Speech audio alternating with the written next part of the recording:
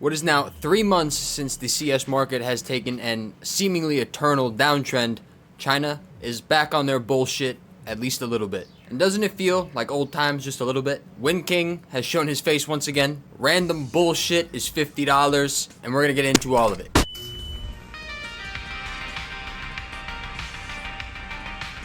And now for our Counter-Strike report. New York's very own Mike Water. Welcome back to DE News China. I'm your host, Mike Water 9. The market continues its fourth consecutive uptrending day, which is probably the most we've seen in a row since March when that downtrend started. Now, we obviously cannot attest all of this to China. However, one good look at the top movers of this week will definitely paint a picture of China being back, at least in some way, shape, or form. If you'd like to see where we look for specific guns and specific pumps before they happen, that happens on Twitch, Mike Water 9, and we're also co-streaming the Major. By the way, D Sports, that's the name of the series. Thank you, whoever put that in the comments. That'll be coming out tomorrow. I'll do a full Stage 1 overview, so get ready for that expert analysis. As always, we'll start with the market index. The market index has settled pretty nicely over the 900 mark, which seems to be a key mark within this market, sitting at around 925 as of this morning. That is the highest we've seen since the beginning of May. And in the beginning of May, things were looking a little bit brighter. It was only a week after the last chances were given, so people hadn't lost all hope there yet, and people were anticipating the army rotation, so the sentiment was generally much higher then, so to be at that level right now is definitely a good look. The top movers this week, number 1 is the AWP capillary. Now that one's a little bit weird and we'll get into it in a few moments from now, but it is an outlier. The rest of the top movers definitely paint a picture of the general state of the market right now. And the rest of them are what we should come to expect with what's been happening. The SSG-08 Detour, one of the best, most underrated skins in the game, by the way. The Galil Dusk Ruins in Factory New is up. The MP9 Music Box, the USP Purple DD-Pat, all in Factory New, and these are all namely from souvenir collections, Mirage 2021, Ancient, and the original Overpass collection.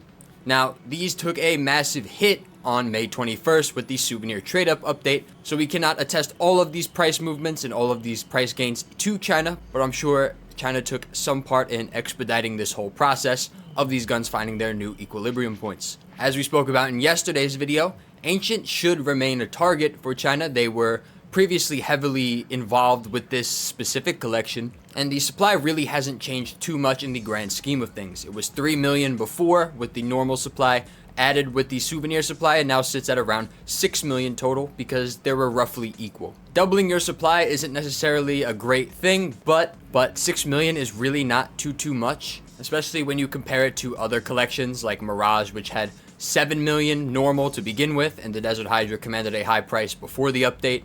Overpass 2024 has 18 million. Even Train 2025 has around 8 million as well. So these movers as well, these can also be attributed to the fact that the market is just finding its footing once again after in the ashes of the souvenir trade-up update. But there are some starkly Chinese looking movers on this list.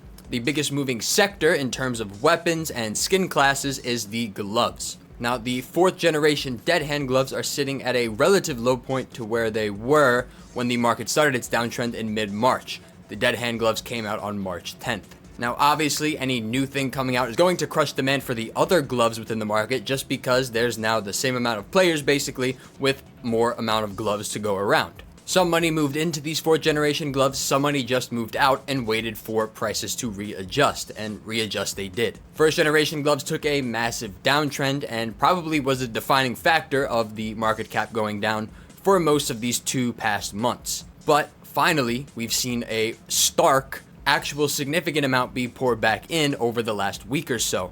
The top movers in the gloves are the Bloodhound gloves as a complete group, which is very telling because those gloves look like shit. Nobody's buying them other than Chinese pump groups. The driver gloves Lunar Weave, the driver gloves Diamondback, and the specialist gloves Emerald Web are the other ones not in the Bloodhound gloves that define this week's glove movement upwards. I believe the Hedge Mazes and Pandora's Box have moved up a decent amount, but only in field tested, factory new minimal wear. The battle scarred ones are still sitting pretty at like a $2,000 price point, which Doesn't sound great, but considering where it was a few months ago, definitely is a nice entry point if you just want nice gloves for a play skin. Still very, very risky, but much less risky than where it was a couple months ago. Right behind the gloves, the rifles are the next leading category, which is always very good to see.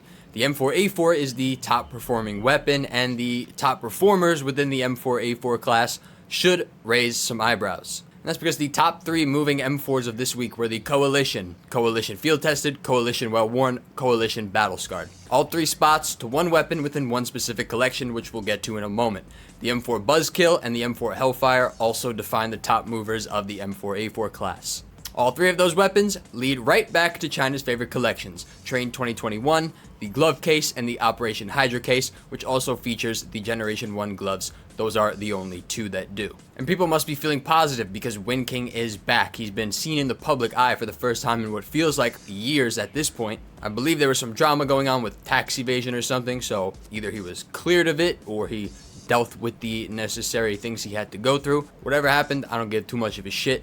His focus is the same in terms of most of his weapons that he likes to focus on. However, there are some new ones such as the Glock 18 Nuclear Guarded. And that's why you've seen such stark movement within that skin alone over the last 2 weeks or so. He loves the Riptide case in Elite Museo. He loves the Train 2021 collection and the M4 Coalition.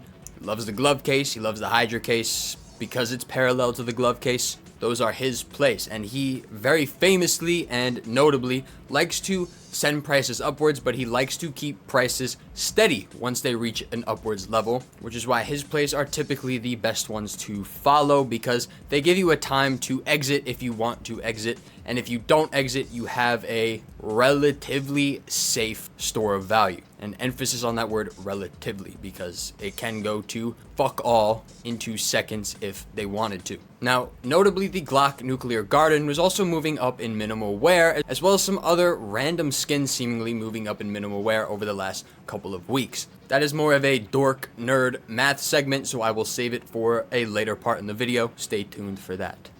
We'll first continue with the headlines, and that will start with Train 2021.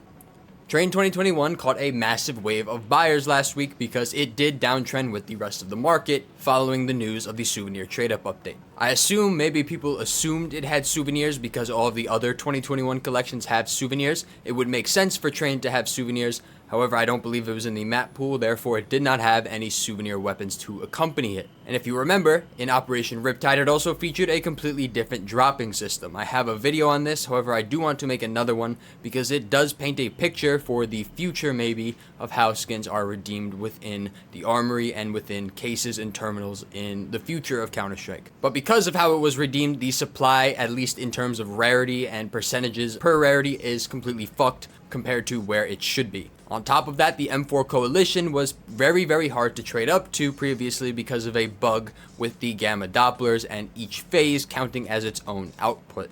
That has since been patched, but it was patched 4 years after it was a problem, so it really didn't matter too much for the incoming supply of this collection for most of its lifespan. And blues all across the board finally got some momentum. The Sputnik finally blew up. It sits at around $25 on the Steam market, which is a huge gain, 200 to 300% dependent on where you picked it up at. I've been buying these since like February. Every single time I had some spare cash, $7, $8 laying around, I'd buy one. I have around 30. Probably get rid of some, get my initials back, and hold the rest. The other blues within the collection, like the Scout Spring Twilly and the M4 Fizzy Pop, also define some of the top movers of this week. The M4 Fizzy Pop finally got some movement. It felt like a no-brainer play back in November, January, when China was in the shit, but it simply just never got the love that the rest of the collection did. At least I took that M4 Fizzy Pop money that I had and bought Sputniks with it, so it kind of evens out. However, this one saw a nice 5x dependent on where you got this one as well. The pinks and purples here are very, very good because they are under redeemed compared to the blues and reds within this collection. The pinks more so than purples, but we'll get into that. And we'll have to give a special spotlight to the MP7 Astrolabe from the graphic design collection. This is my first call I ever made in a video, in my very first video in November 2025. Fact new hasn't changed. Right, people are freaking out, selling all their fucking knives and shit. They're not focusing on trade-up fillers right now. $1.50 right now per. And I grabbed something like 70 of these bad boys when they were around $1 to 75 cents maybe. and they now sit at over $50 as of this morning. Now, I've been trimming those 70 Astrolabes as they've gone up. I've sold some at 15, I sold some at 20, I sold some at 25, and I have around 10 left at around this $50 price point. I will probably get rid of 2 more and then just kind of see where this shit goes, because it's honestly just a pure spectacle to watch. One look at the CS Float database, and no one real is buying these things. It seems like just a pure money laundering scheme, but as long as they can take my money from it, I don't really care. I'm not doing anything illegal. This skin straight up kept my inventory in the green throughout this entire market downtrend, I'm pretty sure. So thank you, Mr. MP7 Astrolabe. I'll have to keep one of you, use you in my loadout. Now, if you want to know why some of these minimal wear skins are moving, why the AWP Capillary was the top mover of this week, well, find out right now after a word from our sponsor. Skins.com is the newest sponsor on our channel. They have just released a P2P trading platform looking to compete with the best players in the space. If you don't want to wait that long, they do have an insta-sell feature on the site in which the rates are the best I've seen, just straight up. When the market is down, everything is on sale, and with the deals you're getting on skins.com, you can start your position basically up 20 to 25%. Try out skins.com and be a part of the future of CS2 skin trading. Now, some skins are climbing in minimal wear, which should make you a little bit confused, right? Minimal wear has a really high supply compared to factory new, even in 0 to 1s, right? In 0 to 1, a minimal wear has a 24% drop rate, factory new 3%, so it should be 8 times less rare, therefore 1/8 of the price. So it could be floors that have now been reached by 0 to 1 skins in factory new, and the minimal wear one is just catching up to that price, 1/8 of it. But there are some other factors at play that I think you do have to take into account, because it's not necessarily a pump going on with minimal wear skins, it's more so of a arbitrage play. Like take the Glock Nuclear Garden in minimal wear, for example. It trades up to the M4 control panel. The control panel jumped over 100% in the last 2 to 3 days or so. So if we are taking advantage of the M4 control panel now being up, the Glock Nuclear Garden now is a nice trade-up filler from the new collection, but I believe it has the highest float cap in the purple selections. So if you're able to find Glocks in a specific float such that it trades up into a factory new control panel, or at least helps your average out by bringing the float average down and giving you a chance at the control panel, which is why I believe this one in specific is going up. But in general, 0.06 to 0.8 skins defined most of the minimal wear movements when you see minimal wear skins moving upwards. And that's because 3% of every gun's supply is going to be able to trade up into factory new. When your skin's float range is 0.062x, for example, 0.06 to 0.07 really only makes up less than 1% of that drop rate. Therefore, some minimal wear skins take on that factory new trade-up capabilities. That's why the Tech 9 Whiteout, for example, has a higher price in minimal wear, because under 0.11, which is minimal wear and factory new, you can trade up to a factory new Hellish or Latte Rush. That fact is why some of these skins move up, and why some of these are more expensive than other minimal wear skins, and why they see price movements upwards. Because when a pink goes up, if there's a purple that's 0.06 to X, people go for the factory new one, yes, but the minimal wear one does the same exact thing most of the time for way less cost. And now go back to the AWP Capillary. It starts at 0.05 float. Therefore, some skins under 0.08 guaranteed are going to trade up to a factory new purple within that Prisma case. The same reason why a couple of months ago I spoke about the AUG Momentum, because the AUG Momentum is 0.05 to 1, meaning that under 0.10, pretty much guaranteed, you are trading up to a factory new red.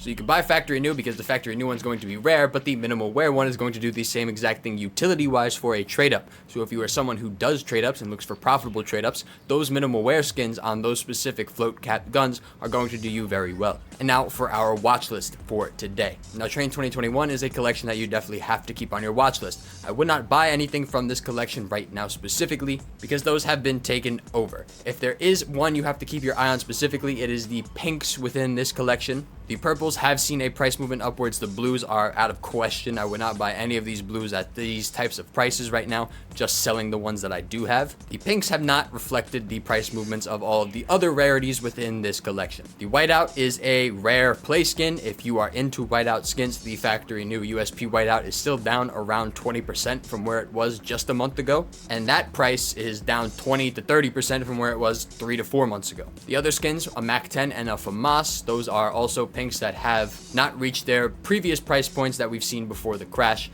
so those look very good. Maybe if they go down another 10%, you might have yourself a nice entry point there. Because our watch list is focusing on not the guns that China pumps, because those are too risky most of the time. What we are focusing on are skins that trade up into those skins that get pumped, because eventually people will chase after these as these trade up into the now expensive pumped skins. We're not taking advantage of China pumping the skins, we're taking advantage of the math that needs to happen within the market, the prices that need to adjust to the market because of how the game works. Windking has started to move back on the Elite Museo, at least to a somewhat degree, but it's not full force like he's been doing with Train 2021, so some blues and purples from the Riptide collection may be pretty good.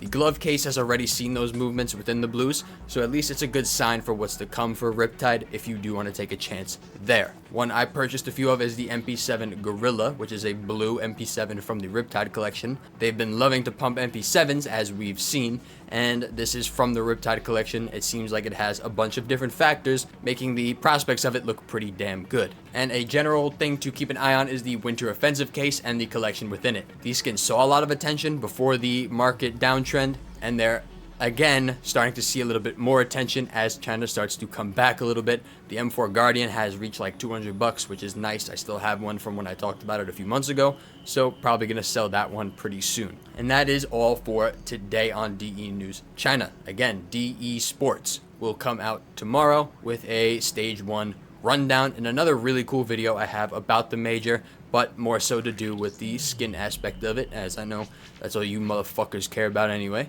As always, cheers.